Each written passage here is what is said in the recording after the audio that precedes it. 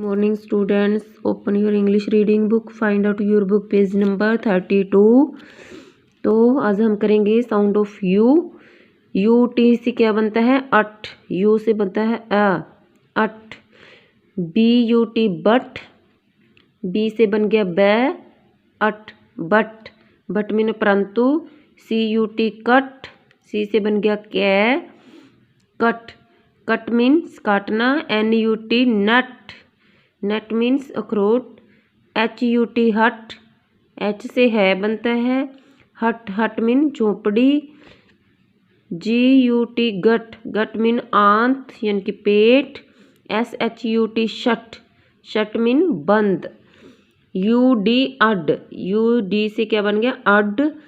तो b u d bud. B से बै, अड बड। बड मीन कली। सी यू डी कड। कड मीन जुगाली, जैसे कि पशु करते हैं जुगाली।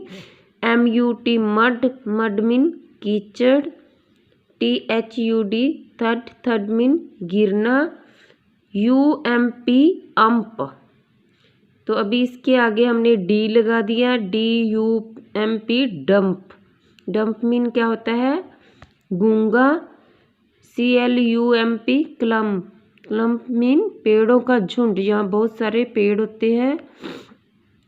H U M P hump. Hump mean कुबड़ा या कुबड़। जे you M p jump mean कूद। L you M p lump. Lump mean गांठ। T r u M p trump. Trump mean trump. तो आज के लिए इतना ही। Thanks and have A